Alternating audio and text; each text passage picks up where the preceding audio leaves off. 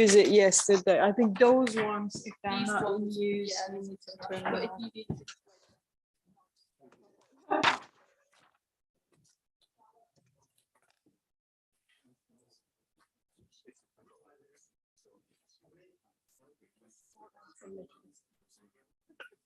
More unselected.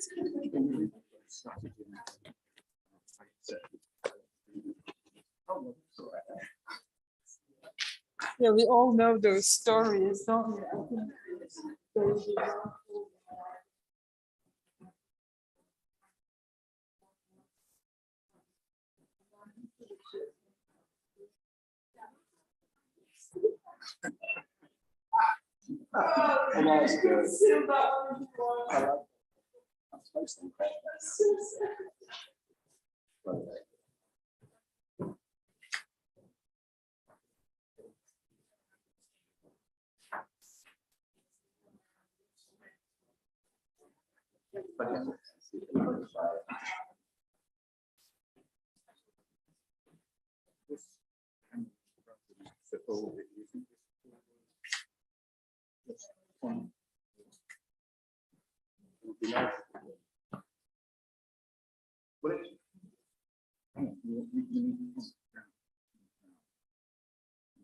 Testing, testing, 1, 2, 3.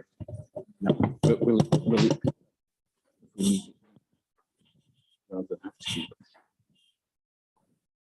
Testing, testing, 1, 2, 3. I think that's Isla, is that picking up? We've just left it on there for now.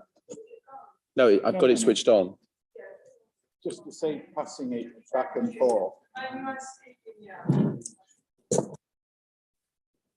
Saying not to use it. Yeah. Isla, is it okay if it's just left there? Is it okay? There's a stand. It'll just save us to keep passing it yeah, back that's and fine. forth. I don't know how it works, but we'll be able to figure it out.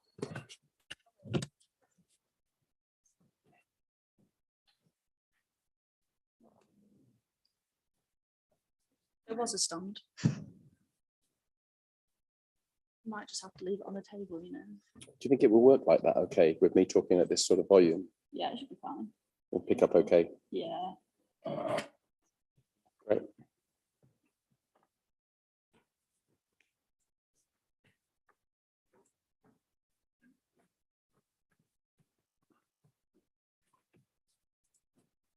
I think we should wait a few minutes, Isla, and So, it's only just gone, okay. yeah. In case there were just people coming late and hanging around.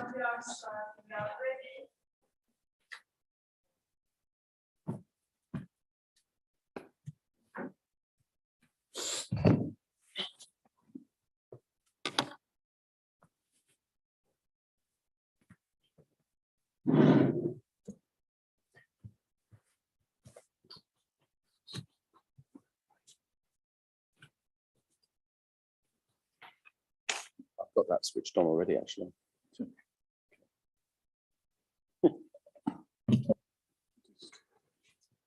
Remember how politicians have got into problems Yes. by leaving microphones Phones on. on the lapel. Yeah, that's right.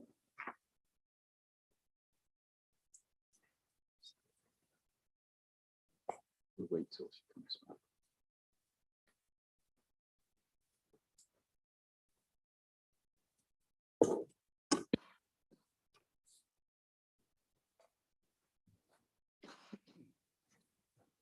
Tables are turned.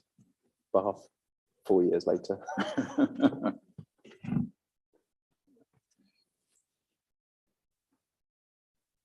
We still got that Bath transcript. Did we ever just got the audio? Yeah, I think so. I don't think I've ever seen a transcript.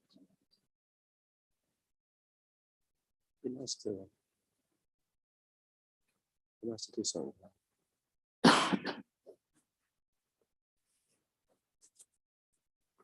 And what I was thinking, there were a few people from this morning who I think would have come.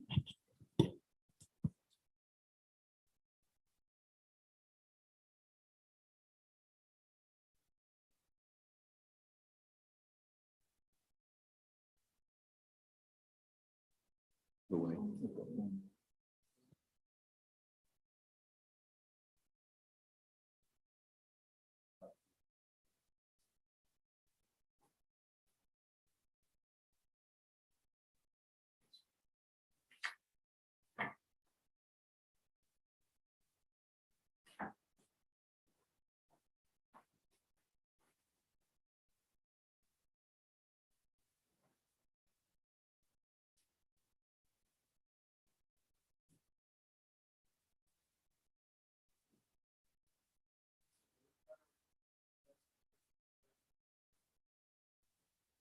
Sure.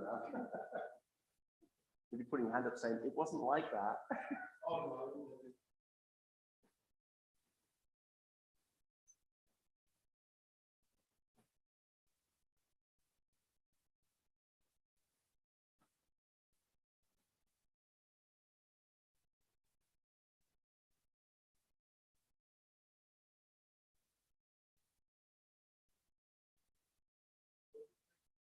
Waiting for Charlotte to come back.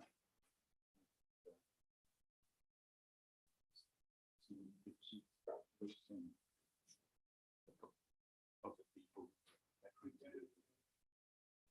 fix the king.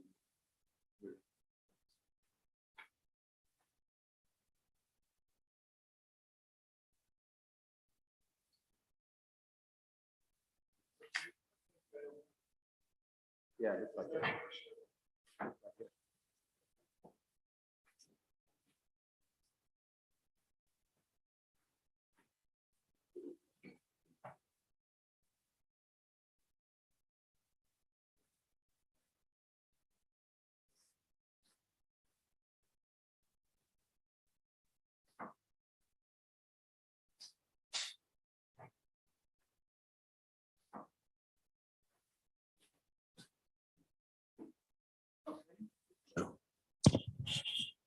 Welcome everyone to this in conversation between Nick and myself. In an earlier draft of the program, it was not in conversation, but in interrogation. But I'm not proposing to give my old friend Nick a particular interrogation. The idea is that he and I will talk, mostly me asking him questions, for about half an hour, 40 minutes or something like that, and then we'll throw it open to the audience. The topic, as you know, is the theory and practice of trust. And when I did the pitch for this to the movers and shakers of the organization a couple of months ago, I had no idea that if you did a word map, whatever it's called, if you had done one last week in British politics, the word that would absolutely have been used more than any other was trust. It was used in relation to British domestic politics, the government, the attitude of the people to the government, between ministers themselves, and it was used internationally in relation to British policy towards the EU, and specifically on the protocol issue. And it was there were discussions around trust. So, you know, talk about hitting the button on a topic. We did that very well, I think. But do we all know what we're talking about when we're talking about trust? I mean, do we mean the same thing? And does trust really matter? Should trust matter indeed? Well, one person who's been trying to sort out these things for the last decade or so is my old friend, co-author and colleague, Nick Wheeler, who since 2012, I think it was, defected from Aberystwyth to go and work at the University of Birmingham. And in the last couple of years, he's also been a senior fellow at BASIC, the Arms Control and Disarmament think tank in London. And he's now one of the leading thinkers about trust in the context of international relations. So my first question to Nick is a biographical one, really, and that is, how did you develop, evolve from the time when I first knew you in the 1980s, when you were so focused on sort of hard strategic studies, as I saw it. And then in the 1990s, you evolved into the person who wrote Saving Strangers and a lot about the English school and good international citizenship and all that, and then developed into one of the leading thinkers about trust in international relations. A short version. It's kind of you to put it in those terms, Ken. I should just begin by saying thank you to the organisers for giving us this opportunity. It's a privilege to have the chance to talk about your research in this way and your journey, which Ken has just sort of mapped out. And indeed, it's a privilege, Ken, to be doing it with you. So how to start? I mean, I suppose two fundamental ideas have run together throughout my academic career with a specific sort of focus on nuclear weapons. So I think if I've got a sort of triangle of things going on in which I would locate trust, the first major idea that I think I encountered even before I started as an undergraduate was that I read Hedley Ball's The Anarchical Society in the summer before I became an undergraduate, because it was the core text for the LSE, which is where I thought I might be going as one of the possibilities. And so I'd read The Anarchical Society. So I was introduced to the concept of international society at the beginning of my kind of academic journey. And then in the first term at North Staffordshire Polytechnic, where I actually did my undergraduate degree in international relations, because the A-levels didn't quite work out the way I'd hoped, I encountered the security dilemma, and through Robert Jervis's classic book, Perception and Misperception in International Politics. And I think the interrelationship, the conversation, the tensions between those two ideas has been something that I've run with kind of throughout my career. And so with this interest in nuclear weapons, because I wrote my PhD, as you know, on the British origins of nuclear strategy between 1945 and 55, using newly released papers in the National Archives or the Public Records Office, as it then was. And that was at Southampton, where I did my master's and my PhD, under the supervision of John Simpson and your old friend and colleague, Phil Williams.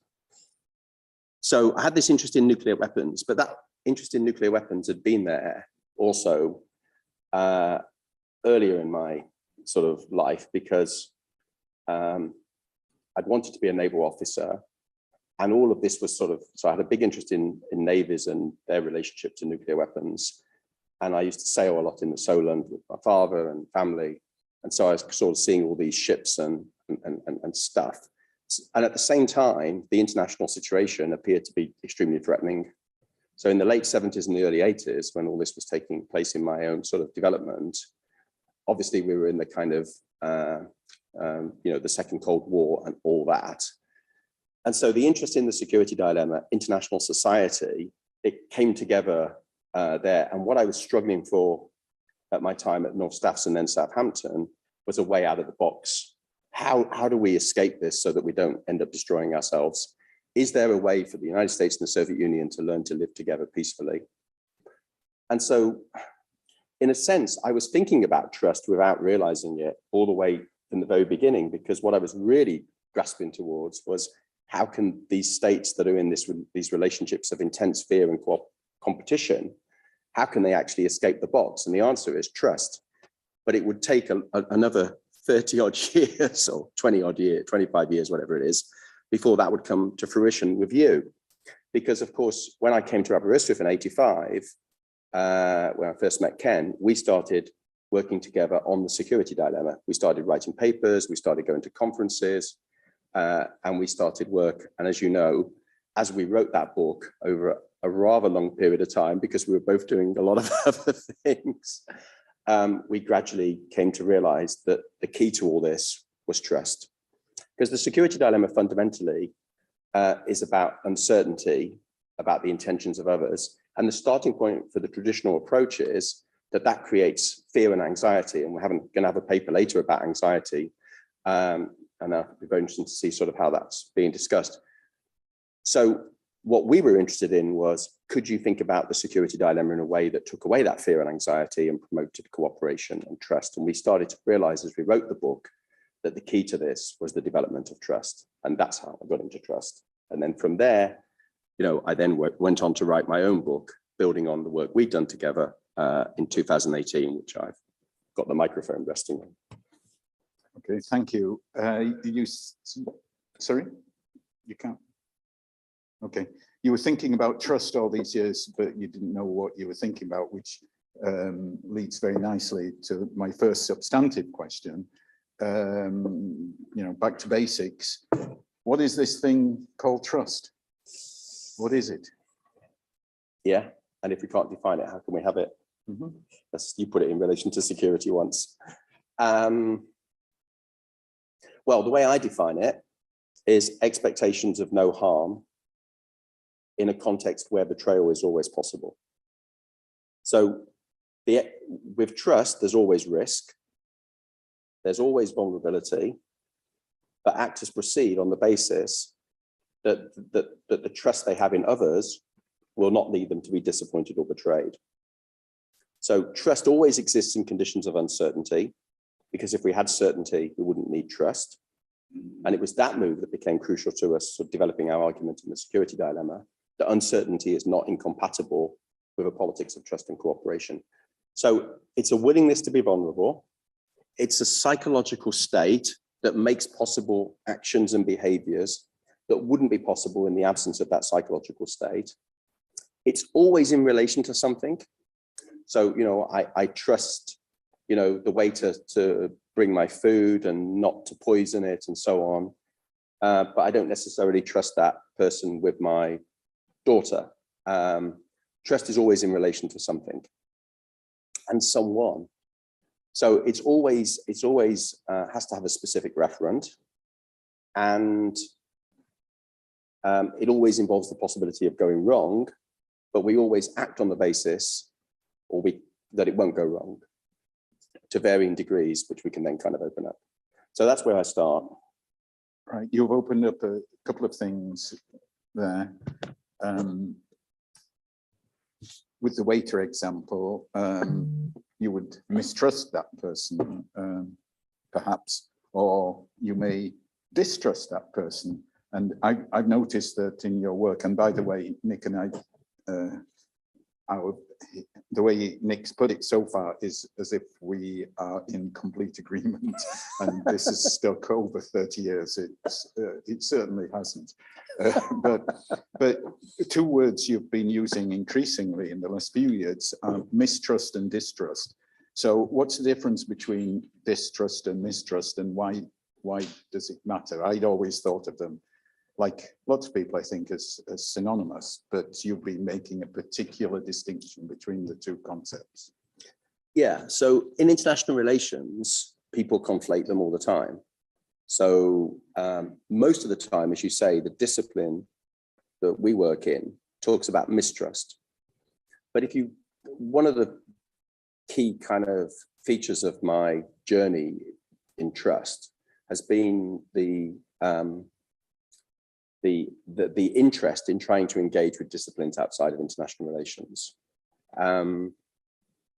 and trying to see the puzzle for me was there's an enormous amount of work on when we started this, when we finished the security dilemma into the book that we wrote together in 2008, Ken and I then wanted to sort of see where this whole trust project could go, and Jan was part of that story, which we'll probably come on to.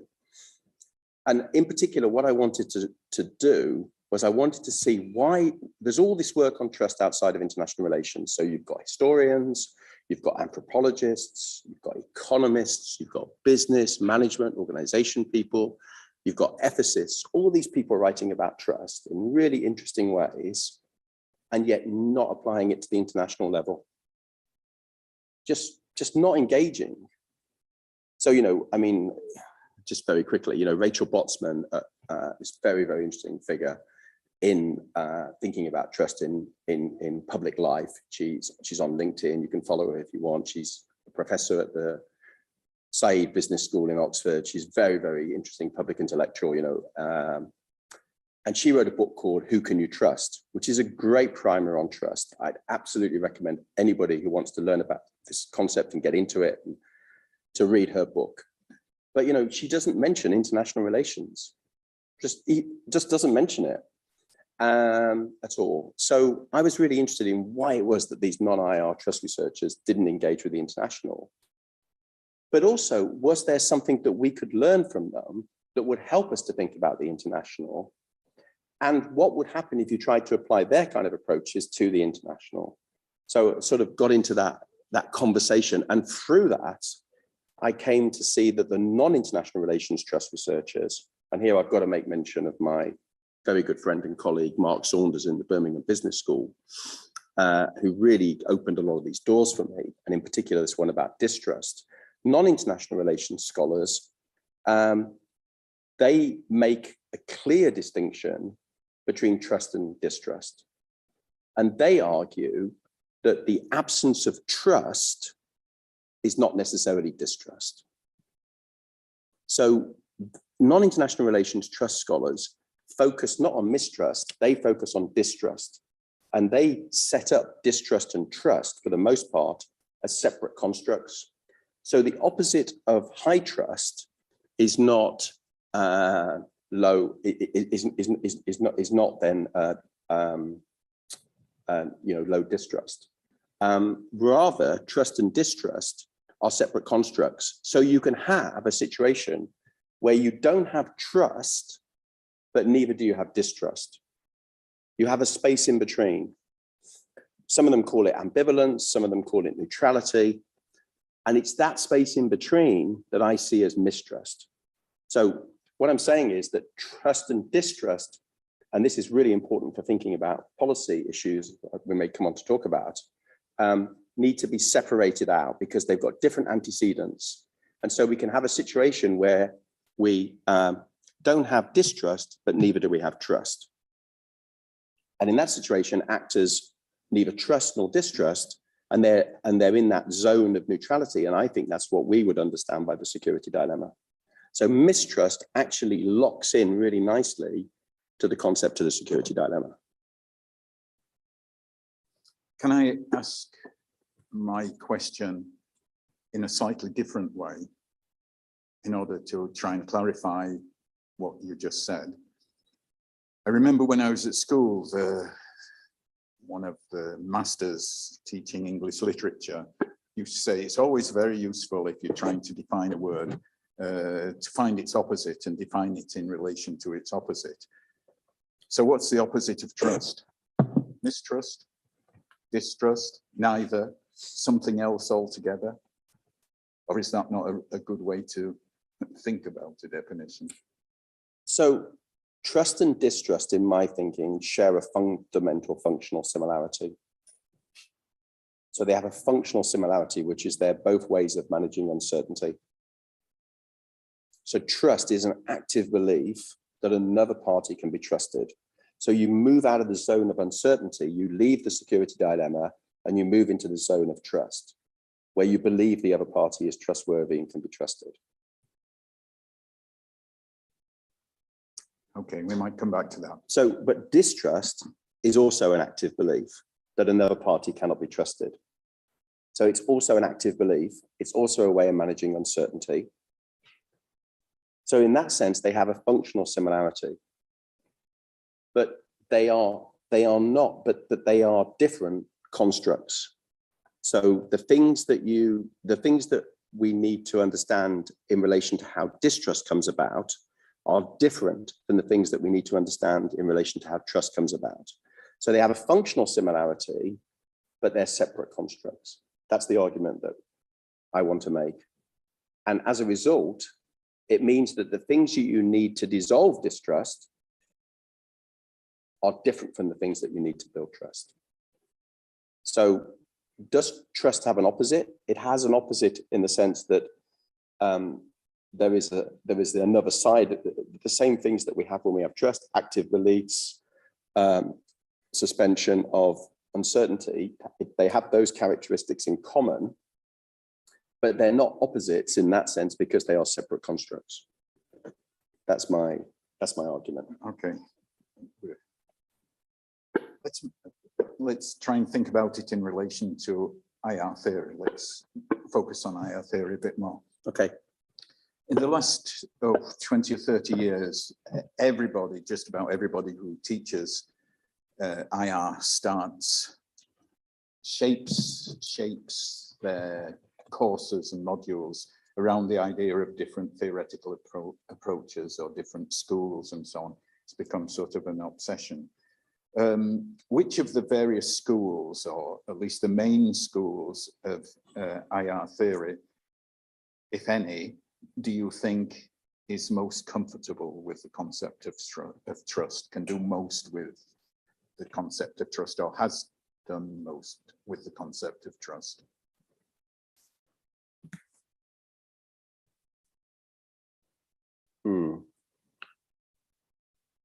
Well, I mean, in some ways, all of the mainstream approaches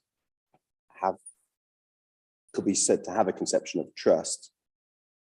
So, but it can be negative, but I think with some, obviously, it's very negative, and with others, it's positive. So for realism, trust is something that they are extremely suspicious of, but they have a conception of it, which is that it's not possible. They have a conception of how trust fits into their picture of the world. So, for example, if you read Rosato's new book, Intentions in Great Power Politics, and Rosato is very much a Mearsheimer student, he's arguing that rarely, if ever, can trust be achieved in great power relations. So he has a particular conception of trust from an offensive realist perspective, which is very negative. And that tends to be the default of the field, is to assume that trust is not something that's possible. And indeed, to reach after it is dangerous. But others within broadly a realist persuasion have been more open to the possibility. So a rationalist like Andrew Kidd, applying game theoretic approaches to international relations, he's been very prominent, and indeed he's one of the leading thinkers in arguing that trust is possible in a condition of international anarchy. So Kidd would argue that his approach to international relations is not incompatible with the development of trust, and indeed that it is possible to develop trust in conditions of uncertainty, the security dilemma, and so on, through what he calls the reassurance game. But I mean, but he has what I would call, and what I call in my book, a calculative approach to trust, where trust is based on a risk calculation. You're in Nick's casino and you're placing your bets, and then the extent to which you're willing to take those risks depends upon how far you think the other party can be trusted. And it's very much in this rational choice, game theoretic kind of approach. I mean, if we use, then if we think about, I was thinking about the framework that Vincent and Jan use in their 2015 article. If we move to the sociological kind of approach, which brings in constructivism, then we have approaches which are much more comfortable with trust, which are starting to open up the idea that trust develops out of identity conceptions. So changing identity conceptions make possible new trusting relationships. Alex Wendt's work, of course, in social theory of international politics would be a really good example of this. Wendt thinks that trust is something that is a product of collective identity formations that can change over time, and that this can be an antidote to egoism and the possibility then of security communities and so on. So the constructivist approach, broadly speaking, and indeed the practice turn with the work of someone like Vincent Poulier and others, talking about trust as being something that's habitual, Torsten Michael's work within that space, all of that is much more comfortable, I think, with ideas of trust. If you go into the normative realm, we think about the work of someone like Aaron Hoffman in building trust. What's important there is, this fiduciary idea of trust, where we expect those we trust to live up to the trust that we place in them. We make a moral judgment about that. And there, I think when you bring in the ethical realm, we find a lot of approaches that are comfortable. And then the other way Jan and Vincent frame it is they have the rationalist approach that I've talked about with Kidd. You have the sociological approach with the constructivisms, and then you talk about social psychological approaches. And there we could talk about the work of Brian Rathbun, 2012 book, Trust in International Cooperation, where Rathbun applies Eric Usner's idea of generalized and particularized trust to talk about multilateral security cooperation. Deborah Larson's classic 1997 book, Anatomy of Mistrust, bringing the social psychological approach to bear to explain missed opportunities for cooperation during the Cold War. Jonathan Mercer's work in political psychology, international relations, looking at trust as an emotional belief. All of these approaches, I think, are comfortable. And what I do in chapter 1 of my book is sort of set out these different approaches to trust research and international relations and explain their sort of strengths and limitations as I see it. And as for yourself, you still set your feet in the English school and back to the beginning. Yeah, I mean, I think my approach is broadly constructivist. And I very much see the English school with those constructivist roots, as my good friend and our former colleague Tim Dunn argued in his great essay all those years ago in the European Journal of International Relations, Social Construction of International Society. Yeah, I mean, I very much see my approach as constructivist. And crucially, though, the challenge I've got with my work now, I think, or maybe it was always there, but is that I see trust as a mental state, as a psychological state. So not just as that, but I see that as a critical part of the story of understanding trust. And I also think, though, that those mental states, psychological states, can change through social interaction. So I'm a social interactionist within the kind of broad constructivist approach. And that's very much the arguments that are running through Trusting Enemies, in the sense that I see trust as an emergent property of social interaction. So it's how do you then kind of bring together this idea of trust as a mental state, as a psychological state, with this idea that it's a product of social interaction. And that's kind of where my new book with Marcus Holmes is sort of trying to open that up.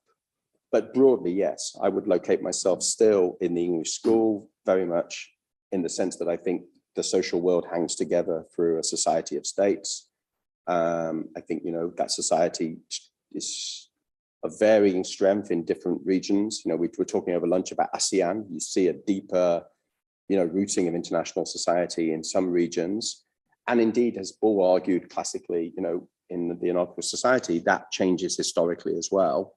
And it changes in the leaders, the individuals, and so on, as we were talking with Jenny this morning, about different leaders, different approaches to these things. And as I was trying to suggest yesterday in relation to Nick, we can have leaders who are more responsible in the way they approach nuclear weapons and leaders who are less responsible in the way they approach nuclear weapons. Although, I take your point, Nick, you want to say that's still all under an umbrella of nuclearism. But I guess nuclearism can have, it's interesting with Hedley Bull, Bull's empirical focus was nuclear weapons. And indeed, one of the books that I guess very few people read these days, but, his first book in 1961 was, of course, Control of the Arms Race, product of this Chatham House, IISS study group that he was the rapporteur for. And he spent, his entire life thinking about nuclear issues and nuclear challenges in the context of international society. Okay, trust is a relationship, which is very neat because the next two phrases I've got here is levels of analysis and structures and agents, which are common phrases to think about international relations. So let's look at trust in relation to levels of analysis and structures and agents.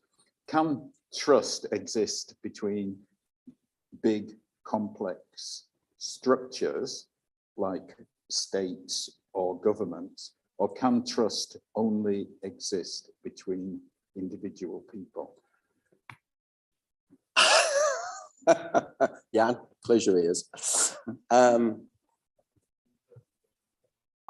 Yeah, and that's good because we share a lot in common as well on this. I've always been uncomfortable with this idea that you can talk about the United States trusting or distrusting the Soviet Union.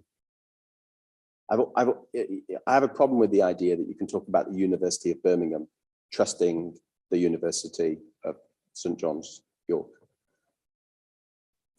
I don't think collectives trust in that sense that in that sense. I have a problem with that. Now, I don't have any problem with the idea that individuals can trust in collectives. So I might trust Facebook, or I might distrust Facebook, or I might trust the airline that's taking me to wherever, hopefully I might be going on holiday in a few weeks' time. You can impute perceptions of trustworthiness or untrustworthiness to collectives, but I have a problem with the idea that collectives can trust. So two moves followed from that. First of all, I was really interested, as you know, when we wrote the Security Dilemma book, we did a lot of stuff on what Gorbachev called the human factor. We got very interested in kind of the role of these individuals at crucial moments, and we have lots of interesting stuff in our book about that. But we didn't really theorize it. It wasn't clear when that happened and when it didn't happen. And so what this book tried to do, which I've always said is volume 2, and it grows out of the Security Dilemma book, and I dedicated it to you for everything you've done in bringing me to that point in my journey. And what I wanted to do in the book was really examine interpersonal trust, because I felt, the feminist idea that the personal is the political, that seems to me, has always seemed to me ever since I sort of first encountered it, as a really, really powerful way of kind of thinking about international relations. But I was really struck by the idea that we needed to also think about the interpersonal. And so that's why I called the introduction to my book, The Interpersonal is the International, because I wanted to explore the idea that interpersonal trust really mattered. Now, people had looked at interpersonal trust outside of international relations. There was some interesting work. Weber and Carter's book, for example, on personal relationships, I think is a really great book, and that really inspired me in lots of ways. But no one had looked at the interpersonal in relation to adversarial relationships at the international level. And that was the opening for this book. So interpersonal, I wanted to put interpersonal trust on the map in international relations. That's really what I wanted to do. And with a particular intention to answer a fundamental puzzle in signaling theory that we may get into. But so I wanted to do that. So it wasn't my purpose in this book to kind of really talk about those questions that you've raised directly, but obviously I had to position myself. And Laura's not here, but it was my privilege to supervise Laura at ABBA. And Laura was, when Laura started to get into trust research, she had this really great chapter where she showed how lots and lots of trust researchers in the field had just been really sort of imprecise in the way they talked about levels. So, they would talk about governments, they would talk about leaders, they would talk about states. And she identified this problem of the sort of the referent issue. And I draw attention to that. And, Jan and Vincent have been explicit in their work about their referent as the state level. And I wanted to be clear that, my referent was the interpersonal level. So that was really important in terms of setting it up. But interpersonal in the sense of these individuals, of course, are not just individuals who are, operating in a private capacity. They're individuals who are acting on behalf of these sovereign states that can mobilize enormous amounts of military power. That can, they're embedded in a whole set of governmental constraints and enablements. And so that's where the English school was coming in, the sort of the Manning and the Bull kind of influence was sort of coming in there, in the sense of these individuals are individuals who are speaking and acting on behalf of states in a society of states. Okay, that's a big question, long answer, and I think other people might want to raise this issue because it is a central issue, but I'm conscious of the time moving on, so I will move on. And simply say that whether we're talking about states or whether we're talking about individuals, change is the essence of life. And isn't there an inherent unpredictability about trust when we think about trust as possibly a basis or contributor to international order? You know, leaders move on. Leaders might develop a chemistry with a particular, as it's sometimes put, with another leader of another state. But the two leaders look over their shoulder and they've got advisors who are telling them to do other things rather than, you know, be impressed by the fact that they come away from a negotiation and say, oh, well, there's real chemistry between us too, blah, blah, blah. Chemistry produces explosions as well as, you know, deep emotions. Governments change, states reset their interests because of circumstances changing. So, you know, why on earth depend upon this psychological state, this chemistry, as a basis of international order? Shouldn't we be looking for something a bit more solid? Yeah, I think there are three responses. So first of all, I want to argue that in deep adversarial relationships where two states are locked into an enemy relationship, the interpersonal may offer a route to dissolve that conflict. So it's about the fundamental problem with the field as I see it, or as I saw it when I came to write this book, was that no one had really come up with a good theory of how trust develops in adversarial situations. So that's what I tried to provide. So the importance of, I mean, the case study that kind of, you know, has always animated me ever since we started kind of, well, no, really, ever since I lived through it. I mean, the case that, I mean, we lived through it, you know, when we first met and that period has been the Reagan Gorbachev case. And so much of my theoretical kind of edifice is built on that experience of what I think happened between those two leaders. So that's the first argument, is that I think the interpersonal is a really important way in, right? To breaking down the adversarial. Then you come on to your really important points. I'll take those in two ways. So first of all, even if you can build an interpersonal relationship of trust between two leaders in an adversarial context, can they be successful in convincing those around them to change course and to do the things that they want to do? That's a great question. So Reagan and Gorbachev, yes, they were able to do that. They had what I call capacity, trust as capacity to do that in relation to, so trustworthiness. In the non-IR literature, people talk about trustworthiness in terms of three attributes that those who are going to do the trusting look for in those that they're trusting. That's ability, which benevolence and integrity. I cashed out ability in IR as capacity, preferred that way of thinking about it. Benevolence I thought was too demanding, so I wanted to talk about peaceful intent, which links to the security dilemma, and then integrity. So so the question is, if you've got that level of trust between two leaders, can they convince their domestic constituencies to stay with them? And Reagan and Gorbachev were able to in that period that they interacted. But for example, the case study that I'm working on in my new book with Marcus is the one that I mentioned briefly this morning between Rajiv Gandhi and Benazir Bhutto. That's a really great case study because I think they had the chemistry and the trust, but neither of them were able to translate it into tangible gains in terms of de-escalating the India-Pakistan confrontation, coming back to some of the points you were making this morning about India and Pakistan. So that's a real problem. But if you can't then sell it domestically, now again in the India-Pakistan context, the Indian leader Vajpayee, the BJP leader, and Nawaz Sharif, Pakistan leader, they met at Lahore in February 1999 and they signed nuclear confidence and security building measures that to this day are the most comprehensive between the two states, and indeed are still in existence between the two states. And they began to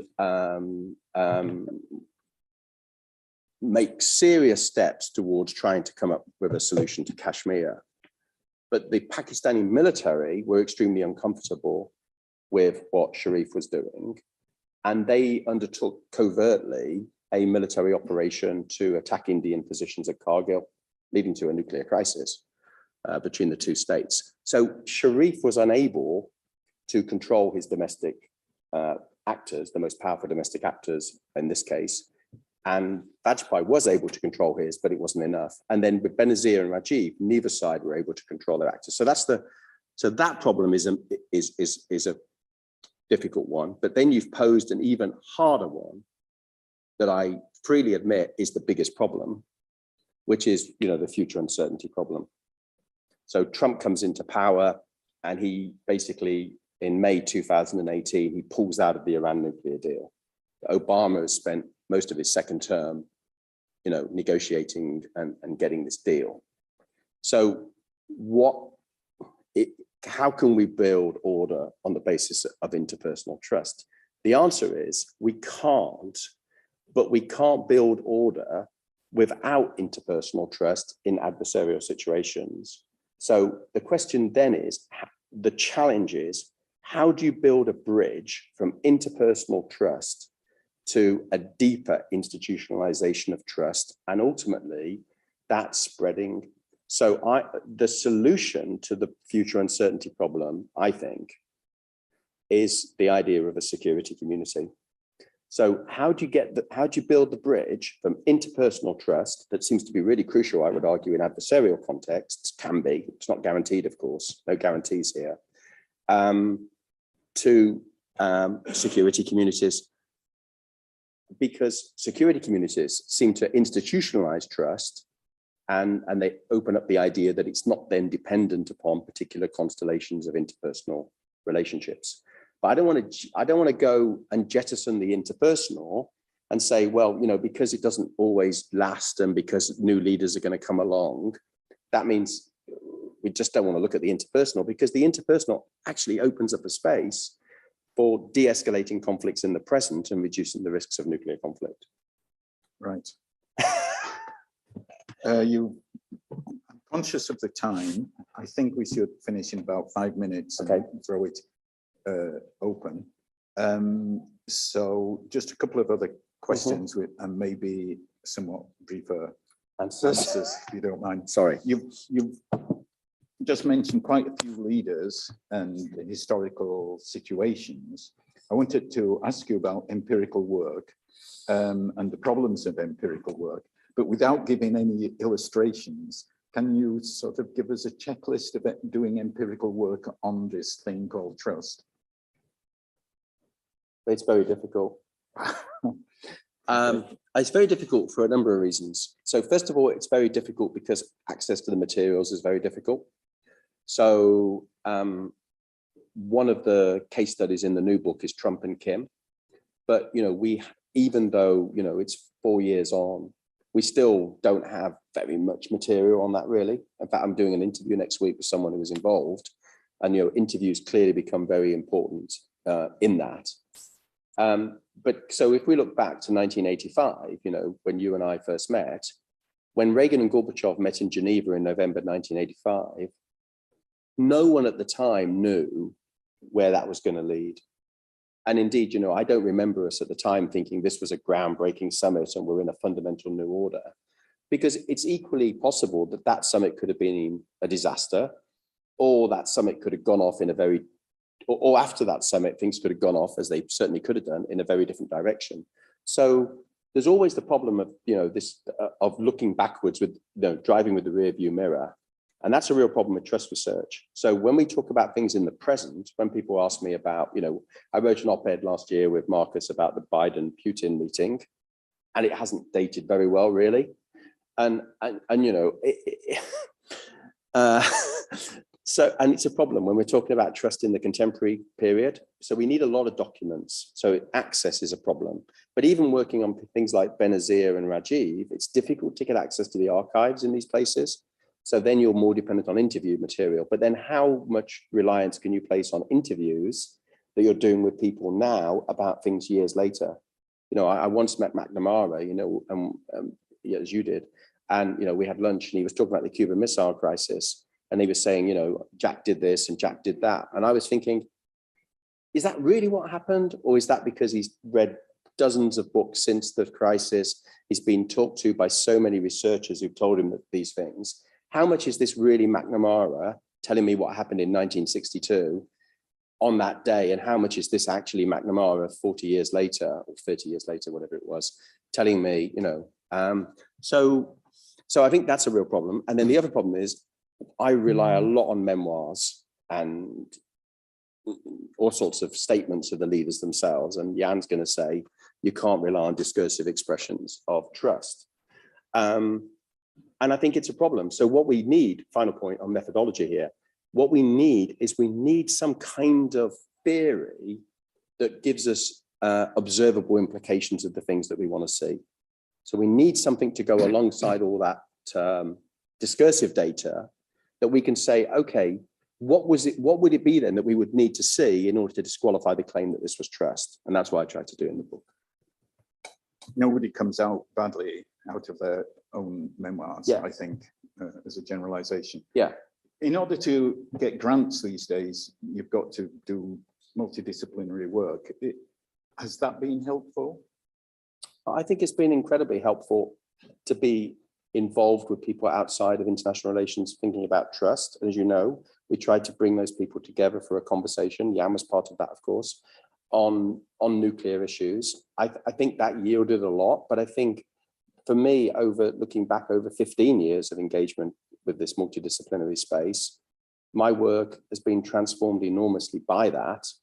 And I think the opportunity to work with non-IR trust researchers, just to list a few, like Mark Saunders, Guido Mollering, Jutta Frevert, Marek Cohn, Jeffrey Hosking, this is across all different disciplines. Chance to work with these people, for me, has been really enriching. And I think that, you know, that's something that I continue to be very open to and engaged with, is the idea that we can learn from other disciplines. But there's always but I think, you know, what I'm always trying to do with it is bring it back to international relations. Okay, how does this help? And that's where the work on distrust is so interesting, because we're trying to look at dissolving distrust, because the thing that neither we didn't do, nor I haven't done in this book, is really drill down into the things that need to be done to actually dissolve distrust. And I think that's the next big agenda, as I said yesterday, in relation to Nick's paper. Yeah. What might a politics of trust look like? Going back to the discussion yesterday and on nuclear weapons, how would you try and persuade a near nuclear power living in an unstable part of the world, say the Middle East, in a world after Putin is successful, if he were to be successful and have a win in Ukraine, how would you try and persuade that person to pursue the emotion of and psychological roots of trust rather than investing in nuclear missiles? I mean, how do you do a politics of trust? Well, I think there's a fundamental problem in the premise of your question. I've never argued that trust is a solution to every situation that we face in international relations. You know, this is a slight, maybe this is a bit of a sort of evading it slightly, but the fundamental point is that we should only trust the trustworthy. Nora O'Neill has that line, trust the trustworthy. So we certainly shouldn't trust the untrustworthy. So if we really believe that we're in a situation where the other party has malign intent towards us, and we see ourselves in a relationship of distrust, which is not misplaced, it's not driven by misperceptions at the heart of the security dilemma idea, then nuclear weapons might be the appropriate response.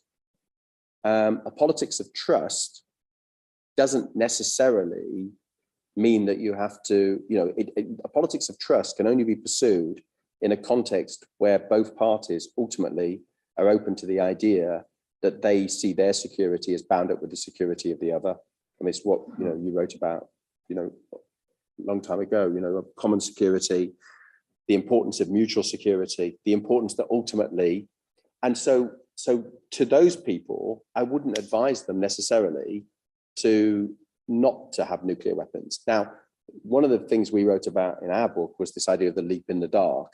And this idea that leaders might make dramatic, bold moves to transform situations. And I'm very interested in that as an empirical phenomena. When we see those bold moves, we see them a lot less than we might think. And I'm interested in the consequences of that. But I'm also very clear now that when you make a bold move of that kind, you're not acting from a position of trust. You're acting in the belief that you might be able to conjure the trust up through the bold move. So you're showing yourself, you're making yourself so vulnerable that you're hoping to transform the game. If you make a bold move from a position of trust, it's not a bold move. Because if you really believe that the other party isn't going to exploit you, then you don't see yourself as taking on that vulnerability in that way. Others on the outside might say, wow, that's a very vulnerable thing you did, but it's only vulnerable if you don't believe you're in a trusting relationship. So, but if you're not in a trusting relationship and you're in a situation like you've just said, and then you don't develop nuclear weapons, that would be a leap in the dark.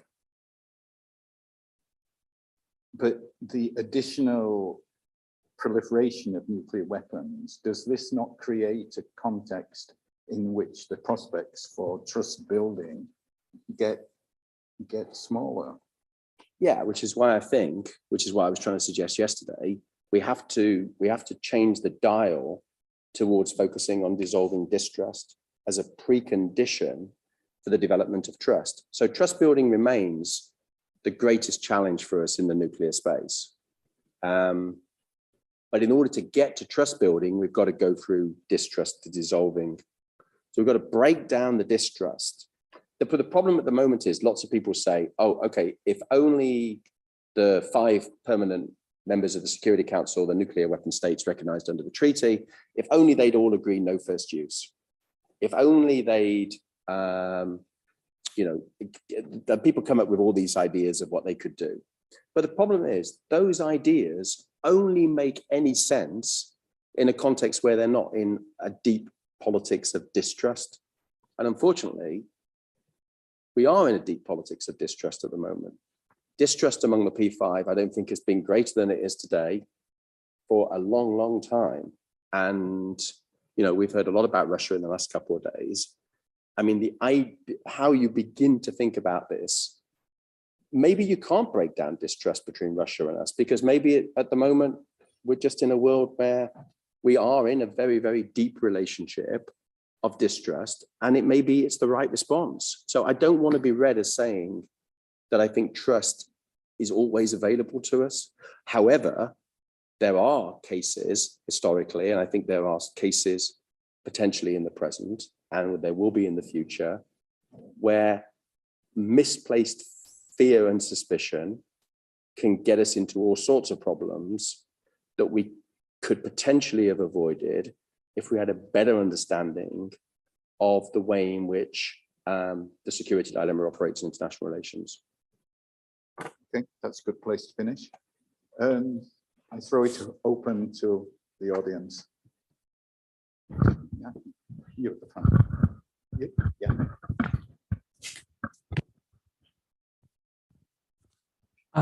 So if I understood it correctly, you said that. Sorry, I'm not hearing the We mic. can't hear you. Okay, so That's better. Thanks. you said that the main question that we need to answer is that how do we build trust? Yeah. So I was thinking that maybe we can look at trust as an emotion.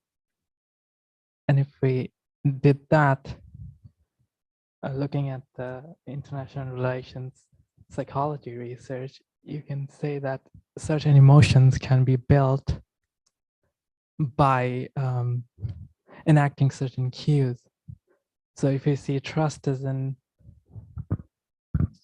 process of, let's say, belief in the other state over time. So how could we create this emotion of trust? And then from building this emotion of trust, we can maybe find out, all right, so the state leaders trust each other. So how do you make the mass people trust each other, like in India and Pakistan case? And then I guess that those two would have the issue that you'd have to somehow analyze the trust in millions of people and what they think and be able to analyze all of that data. But did that make any sense? I'm sorry. Thanks. I think I've got some of that. So first of all, I think it's really important to think about. Ken asked me about, multidisciplinary inquiry. One of the privileges and pleasures of the last few years has been working at Birmingham with Teresa Capellas, who is the president currently of the International Society for Political Psychology, and indeed she's at the annual conference in Athens today, leading that. And we've done a lot of work together on thinking about the emotions and trust, because she's a world leading authority on emotions and psychology issues. And I think it is a really interesting question whether trust is an emotion. Jonathan Mercer's work is a really, really good kind of place to go for this kind of discussion, because he talks about trust as an emotional belief. And he's interested in how emotions and beliefs kind of constitute, how emotions and beliefs mutually constitute one another, and how this idea of an emotional belief is that our emotions then kind of reinforce these beliefs that we have. So they constitute these beliefs and they reinforce them. So trying to think about trust as an emotional state, I think is important, because what she would say if she was here is that you can't distinguish ultimately between cognition and emotion. And the work of people like Damasio and so on has kind of very much been making this argument about what political psychologists call hot cognition. So the idea that all of our cognitive beliefs are ultimately constituted and reinforced by our emotions. So what does that mean for trust, though? Well, my argument is that trust emerges out of a process of social interaction, and it's an emergent property. But what does that mean to talk about it emerging out of a process of social interaction? Well, for me, what's critical to that is that there's a transformation takes place. So when these two leaders meet for the first time, on my theory, they start out with one another with an openness to the possibility that the other is trustworthy, but they don't know at that point.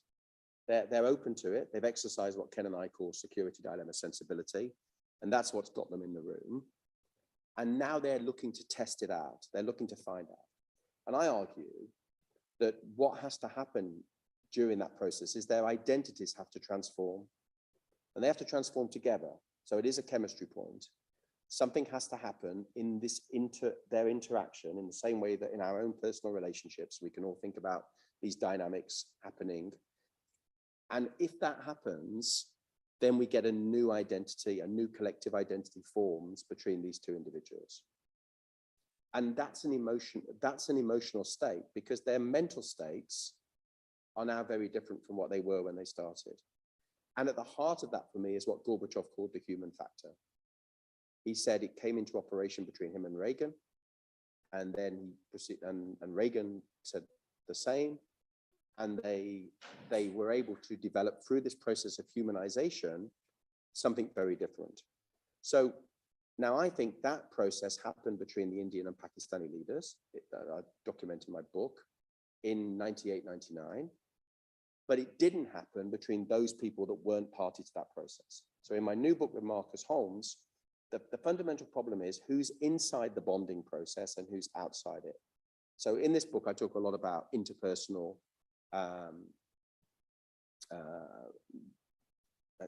talk a lot about interpersonal interaction leading to the development of social bonds. In our new book, we talk about this process of social bonding. We've written an article setting out the theory of social bonding in diplomacy that's in the journal International Theory. And so the question then is, how do you extend those bonds to others? Now, with the India-Pakistan case, the problem was that the bonding process didn't get beyond the leaders. But if it could have got beyond the leaders, if it could have embraced others, then could it go wider? Could the bonding process ultimately radiate outwards into the societies themselves? And what other groups and movements, this comes back to Nick's point about counter-hegemonic blocks yesterday and transnational solidarities and trying to think about the idea of, movements coming up from below. Can social bonding then kind of radiate from above and below to create transformational possibilities? And the answer is yes. And the answer is we have an empirical example of that, and it's Western Europe after 1945. The European project was both top down and bottom up. It was top down because we had visionary leaders in Adenauer, Monnet, Schuman. We had these leaders who saw a different future and who wanted to grasp that future and who took some risks and who built trust. But we also had lots and lots of transnational cooperation taking place. School children from Germany visiting France, school children from France visiting Germany. Adenauer taking mass with de Gaulle at Reims Cathedral, kneeling down and praying with each other as a stunning act of symbolic atonement, symbolism. Walking out of the walking out of the church, the cathedral, walking out of the cathedral, arm in arm, and then, showing the world this stunning kind of reconciliation. So emotions are at the heart of that, kneeling down together, praying, all of that. So yeah, emotions are right at the heart of this subject of ours of international relations. And indeed, one of the limitations of the field historically has been the neglect of the emotional. So you bring up a really important point. Sorry, I'm answering far too long. Sorry, yeah. Ken. I'll try and be a bit quicker. Right, there are two questions at the back. One of you start and then pass it on. I'll start simply because my question really leads on from the last, and that is, you talked about trust. What causes distrust? It is emotion, isn't it? It's the fear. In the realist world, we acknowledge that fear is the emotion that drives relationships, drives behaviors. And at this university, which specializes in religion, why don't we think about the difference between fear and faith? Surely the antidote to fear, at least in theory, has to be faith. Now, it doesn't necessarily have to be religious faith, but any faith that enjoins a higher purpose, a trust in perhaps a higher power. Is that possibly a starting point?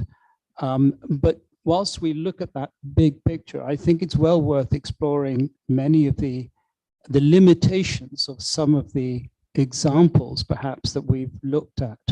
There have been some incredible advances in trust building. I'm thinking of the Open Skies Agreement that Dame,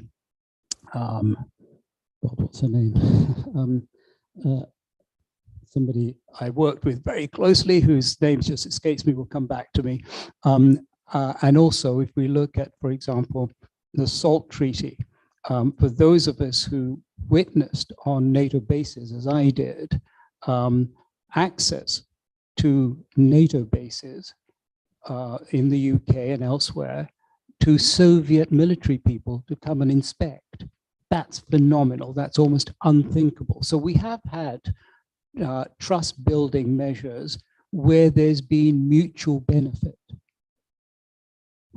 What hasn't happened is to take this to the stage where some of the ingrained assumptions which emanate from the Western, if you like, mindset have been challenged.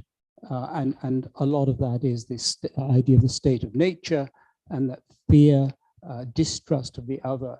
And I just want to finish that question because illustrating the Western mindset. You've just mentioned, Ken, if I may use your example, the unstable parts of the world. True to an extent. There are parts of the world where there are tremors of instability. But look at it from the other parts of the world. There has been nowhere in Earth that has been more unstable than Europe, that has inflicted 2 world wars, a third war, which it calls Cold War, but which has led to the death of millions of innocents in Africa, in South America, and in Asia, where Western-inspired conflict is exported. So what I'm trying to point at is if we are going to look at fear, let's look at the causes of fear, which are geographically at least central to the Western world, and let's question radically whether fear can be overcome by faith. Okay. Thank you. That's a really interesting question and intervention. So one argument is that the European security community is there by virtue of the exploitation and misery of those in the global south. So that's a kind of sort of neo-Marxist. Tarek Bakawi at the LSE is someone who's kind of articulated these kind of arguments, and I just pick him out as one obvious one that jumps to mind. So that is an interesting argument. I don't personally give too much credence to that because I think the Western European security community doesn't depend upon those practices for its continuation, which is the claim that some people want to make, that we've only got it by virtue of those practices of exploitation and so on, and exporting of violence essentially to this global south. That doesn't mean I don't think that there's the export of violence to the global south, but it means I don't think it's necessarily instrumental in the production and reproduction of the European security community. But I think it's an interesting, important point to bring us to that, to recognize the interrelationship. I think the first point you made, though, is a really powerful one. And I think I hinted at this yesterday in passing. And Alex Wendt makes this point well in his book too. Europe had to go through the Second World War, and indeed the First World War, but both World Wars, in order to arrive at the point where it was willing to invest in, or to make that leap, if you want, of imagination to what becomes the European Union and the European security community. And so without the crucible of global war, would that project have been possible? And that casts a really depressing shadow, of course, over all of these conversations. Someone mentioned Kant this morning. I think George mentioned Kant and perpetual peace. Ken knows this better than me, but I think Kant argued that history sometimes moves forward through, human catastrophe. And in the nuclear age, a number of strategists, including, I think, Herman Kahn, have argued that if you ever were to get rid of nuclear weapons, it would probably only happen in the context of a situation where there'd been some kind of nuclear conflict. And indeed, a lot of science fiction kind of starts from there.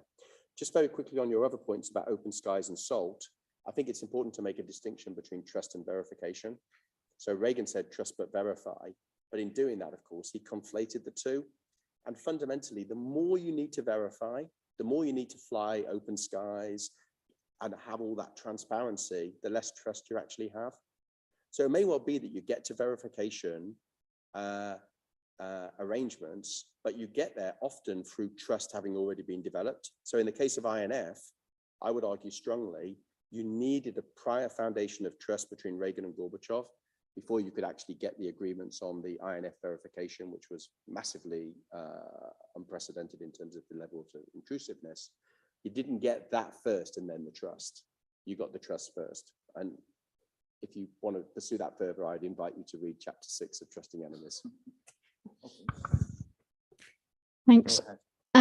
So you've actually ended on one question that I wanted to ask, which is Ken asked earlier, what is the opposite of trust? And I remember being at dinner with a friend of mine a few months ago, and he said, the antithesis of trust is not distrust, it's transparency. And we want transparency, we want verification when we don't have trust. And I wonder how that plays into your argument. And I have to say, I have no answer because 6 months I've been thinking about this and I still don't know. That's a great question. And related to that, and it goes to one of the questions you've just been asked, which is what is the distinction between trust and confidence? So something that was just described about verification, I would describe as confidence building measures, not trust building measures. And I think there's possibly a useful differentiation, but I don't know what that differentiation would be.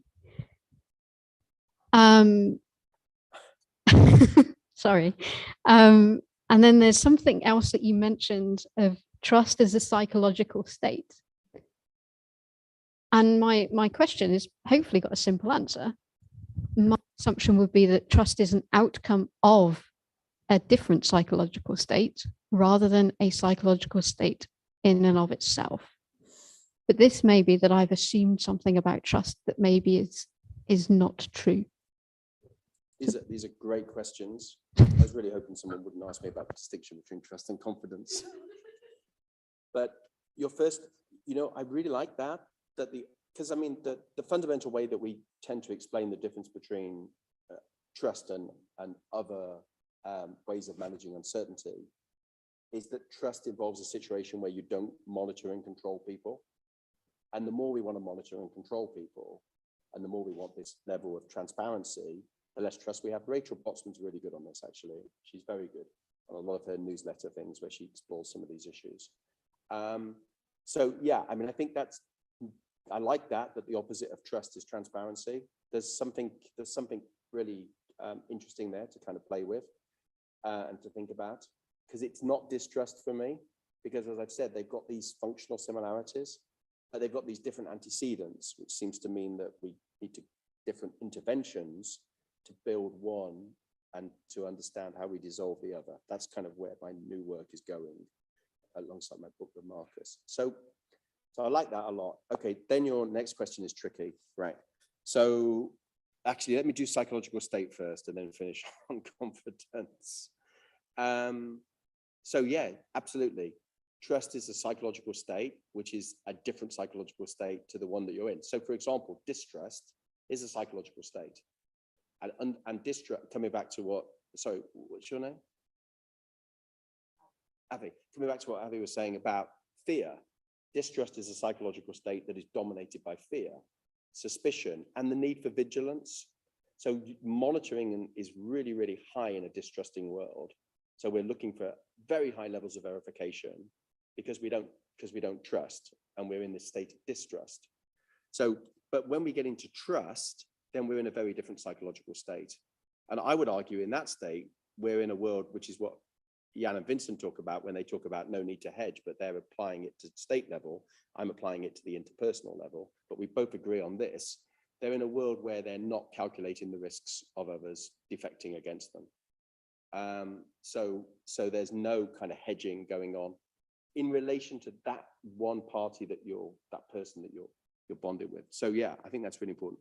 Okay, trust and confidence. Here we go. So I like Niklas Luhmann's distinction between trust and confidence, but I'm still not entirely clear how it plays out at the international level. So Luhmann says that what trust and confidence have in common is that you can be disappointed. But when But when it comes to confidence, you don't expect to be disappointed. Because so you're walking along the road, taking a stroll, you don't expect the cars, Luhmann says, to come flying off the road, or you expect the post to be delivered. So you have this confidence, whereas trust presupposes a situation of risk. And the crucial distinction for Luhmann is that that situation of risk is one that you've chosen to enter into. So you've taken the decision to accept those risks, knowing that you didn't have to accept those risks, whereas you can't control for the cars. So that's the distinction people want to make between trust and confidence. So the classic examples they use, like a babysitter, for example, you by having a babysitter look after your baby, you take a risk when you go out for the night that your baby is going to be okay, but you don't have to take that risk. You don't have to go out. Whereas with confidence, you can be disappointed, but you're not expecting to be disappointed in any way. You're not expecting to be disappointed with trust, but you've made a decision with trust where there's a situation of risk, even though if you know the babysitter really well and you trust the babysitting circle, or whatever it is, or you're very, very bonded with the person, then you don't expect there to be any problems, which is, for me, as I say, my definition of trust. So what does that mean then in terms of confidence building measures and trust building measures? Well, confidence building measures can exist, I think, in terms of what they do is they reduce your uncertainties about the intentions of others, but they do it by giving you information and knowledge, which you think then makes you more secure. But what they don't do is confidence and security building measures don't build relationships of trust in the interpersonal sense, because what they may become, they're often things that come out of that, but they're not themselves ways of building trust. What they do is they give you more knowledge about the intentions of others, but that knowledge might be false. They might be deceiving you. It doesn't give you a relationship of trust. So I think you're right. Trust building measures need to be distinguished from confidence building measures. And that's why what's really interesting, and this is a puzzle that I've kind of been having around in my head for a long time now, but I haven't found a way ultimately to kind of really resolve it satisfactorily. But if you look at all the communiques that the state leaders and diplomats and principals issue, it's all about building trust and confidence. And in the international level, we conflate them. You talk to anybody in the Foreign Office, Ministry of Defense about this stuff, they talk about building trust and confidence, but there's no kind of reflexivity here that these things might actually be very different. And so I think this is where the non-international relations people have got interesting things to say, and we need to think about what it means for the international level. But the great set of questions to end on. And hopefully I did them reasonable justice. Thanks, Nick. We've got just over 5 minutes, so can I see how many others?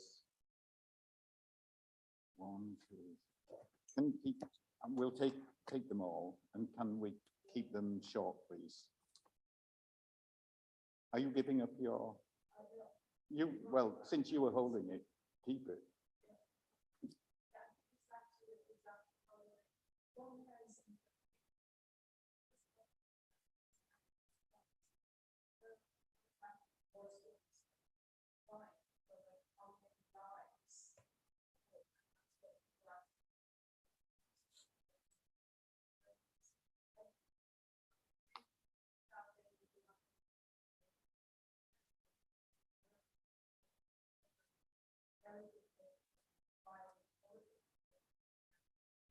Mm.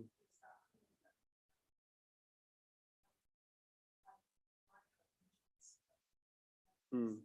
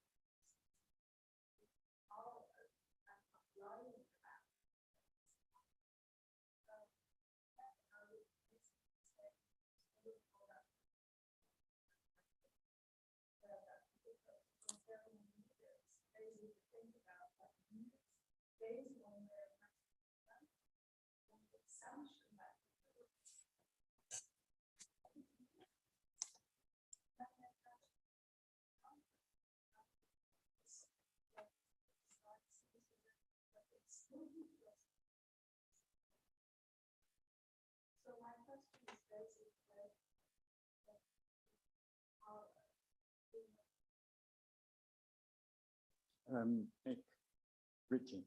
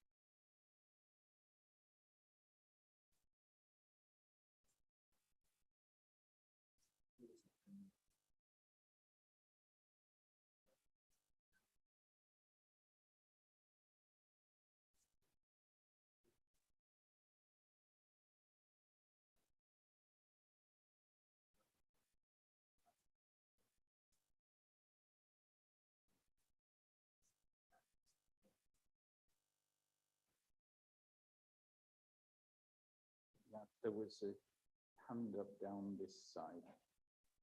Is this the last one? Anybody else? No, this is. Okay, Well, I think Jan. you should. Okay. I think you should. Jan, then. For the benefit of the room, I think you should. Yeah, sure, sure. Try and keep it brief. Yeah.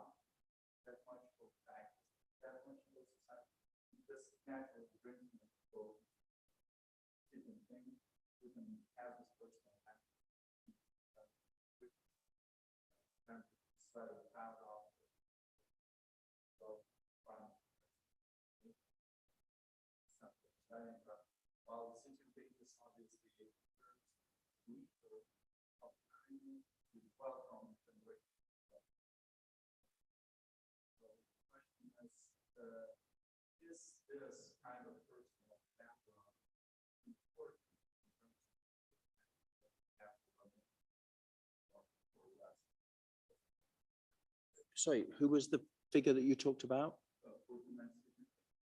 No, sorry, the theorist that you meant. Oh, yeah, sorry. Okay, yeah. Jan? I'll just use your big voice.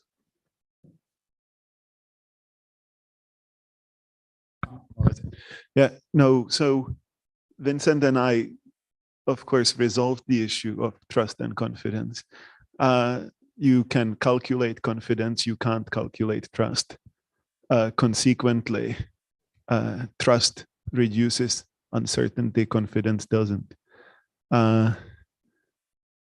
That's the simple way to put it. My question, if I may just abuse since I have the mic, is Nick, you started that you wanted to escape the box. and you thought trust was the way out. And you finished by saying, quote, trust is not always available to us. So how does that square with each other? Characteristically thought-provoking. So excellent. Thanks very much to you both. Okay, Can I great. just throw Yeah, in at the why don't end? you? And it was a response to the idea that the opposite of trust is transparency. I thought of another word, but I can't quite think through all the reasons why it's a better one than the others on option, and that is deception. I wonder if the opposite of truth is deception. But anyway, Nick, Wow. Okay. just take a few because we're at 3 o'clock. Yeah, okay. So Isla, I think integrity is fundamentally important. And the thing is, it's so much more difficult to repair trust after it's broken than to build it in the first place. And Johnson's, I think, fundamental problem was, of course, that the people were prepared to maybe make an allowance on one go, but when it just kept coming and coming and coming, ultimately that was just too much. I mean, the lying thing is really interesting. Mearsheimer, of course, wrote this book, Why Leaders Lie, which is an intriguing book given, his general theory of international relations. But I think integrity is fundamentally important. I've got a fantastic slide by George Shultz, who just a couple of weeks before he died celebrated his 100th birthday. Schultz got this, it was in the New York Times, a piece he wrote about trust. But there's a fantastic kind of paragraph where he says, when trust was in the locker room, when trust was in the university, when trust was in the armed forces, everything was okay. But when trust wasn't there, then it all fell apart. And from someone like him, I thought that was really, really interesting that he made that reflection about trust at the end of his life in that way. That, it was fun. He calls it the coin of the realm, which is just a fantastic kind of way of thinking about it. So I think integrity fundamental. But you raise, just very quickly, you raise something that often comes up in these conversations, and that's the role of power. Luhmann, interestingly, wrote a book about trust and power. He didn't sort of fuse them together, but he wrote a book, half the book's about trust and half the book's about power, which is kind of intriguing. But one of the fundamental problems is asymmetries of power. How can trust flourish in relationships where there's massive asymmetries of power? And I think that speaks to the post-colonial agenda. And just very quickly, because we've got people in the room from St. Andrews and people that knew Nick's 1997 article. That's Nick Renger. Yeah, sorry, Nick Renger. Yeah, too many Nicks. The Ethics of Trust in World Politics. Nick identified that asymmetries of power as being a crucial thing, building on Annette Beyer, the feminist theorist work, and the need to try and do something about those asymmetries if you were actually going to have a genuine set of all trusting relationships. So yeah. So Nick, Richie, yeah, I mean, I guess my problem is that I don't think you could have trust in a system of nuclear deterrence. I think then I'd want to use the word confidence.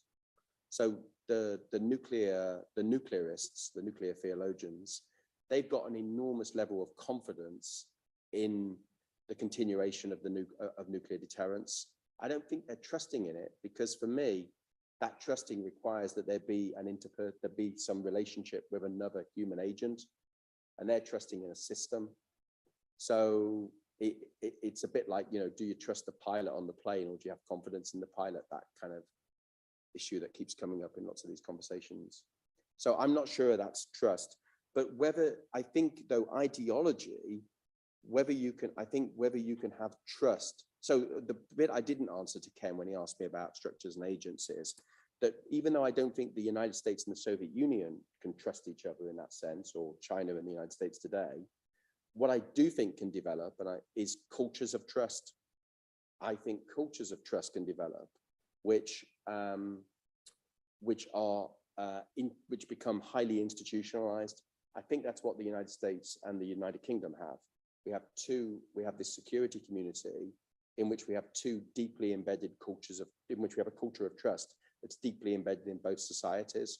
So it doesn't matter, Ken, who's leader ultimately, it can vary, but in the end, it's held up by that. So I think the ideology point is a strong one, and the idea of habituation. And then there's a question about, does it matter then that they share the same values? Now, Corrie Sharkey in her book argues the reason why Britain and America didn't go to war at the end of the 19th century is because fundamentally they had this shared foundation of common values. And so then, of course, we get into the question of, well, what does that mean then if the liberal democracies are then engaged with the authoritarians? But that's for we can pick that up. So that would be that one. Then your question is really interesting. Yeah, I mean, I'm reading at the moment, I'm nearly finished now, Graham Allison's Destined for War. And what I found really interesting is what my bedtime reading. What I found really interesting about it was that Xi's background in the Cultural Revolution. If Allison's correct, you know, Xi had an absolutely awful time in the Cultural Revolution that I would imagine left a legacy of not leaving yourself weak and exposed. You know, his sister committed suicide, according to Allison, because she couldn't cope with the awful conditions that she was living through. So I was very interested in that biography, and I was thinking about what would be the implications of that in a nuclear crisis between China and the US and others. So, and then with Putin, of course, as well, the point you made about, you know, the crime-infested neighborhood, the rat story, and all of that. How much weight do we give to that? I mean, it's a really interesting question about these things. But does that leave, if they've had those kind of upbringings, does that leave leaders deeply suspicious of relying on trust? If I can put it in those terms. Does it mean that but at the same time, you know, one of the things that I think is very interesting about all this is that we do see a lot of interest in trust in Chinese society, Chinese thinkers, Chinese writers. I think there's something I want to do more with, actually, is to try and explore these different understandings coming out of Eastern philosophies of thinking about trust. So yeah, thank you. Maybe we could talk more about that. And then finally, I think, is it finally? Yeah, Jan, yeah. Yeah, but surely confident, if you can increase the level of confidence, coming back to what I was saying to Catherine, if you can increase the level of confidence, surely that reduces your subjective uncertainty. If you've got these confidence and security building measures, I've got a lower degree of uncertainty, and indeed coming back to your point about fear and anxiety, it's less if I think that you can't get your tanks across my border as quickly because I've got these arrangements in place. So I'm not sure that you're right that it doesn't reduce uncertainty, but I agree, but I like your distinction there. Yeah, you're right. You argue in the piece with Vincent that you can't calculate trust in that way. It's not a risk calculation for you, and I think we share that. Your final point about the box. Yeah, I mean, I guess what I wanted in the early 80s was an escape out of the box. And I thought it was available to us, and it was available to us, and Reagan and Gorbachev seized it. Whether there's an escape always out of the box, I guess that's something that we have to explore in different conflicts and different situations. But what I'm clear about is that we have to always look for the possibility of an escape out of the box. Ken, that's a great one at the end about deception. Is that then, is that the extreme version of monitoring and control, though? Because the opposite, what trust requires you to do is let go the control mechanisms. It requires you to let go the monitoring. Ultimately, it requires you, as I argue as in that book, it requires you to suspend risk calculations. So this is where we agree, but Jan and I agree on this, and Vincent, but we disagree on the referent. That's the fundamental difference. For me, it's interpersonal. For them, it's states. But ultimately, what trust requires is that you're willing to accept vulnerability. This is the paradox of it, but the vulnerability isn't anxiety provoking for you. This is why the anxiety word is so powerful. And just last sentence for me on this. When John Hertz set all this up in 1950 with the security dilemma concept, he defined it, and this comes from the political psychology sort of engagement. he defined it really interestingly as the uncertainty and anxiety about the intentions of others. So from the very beginning, when he started thinking about this concept, he had anxiety at the heart of it. And what I think trust is all about is embracing the uncertainty, but not having the anxiety and the fear. So that you're living in a space where you recognize it's uncertain. It's not certainty. The point Laura was making yesterday about deterrence and abolition, the drive to certainty. You don't go there. You stay with uncertainty, but it's not a fear and anxiety provoking uncertainty. And that opens up a politics of trust that can be emancipatory and liberating. Thank you. Great set of questions. Good.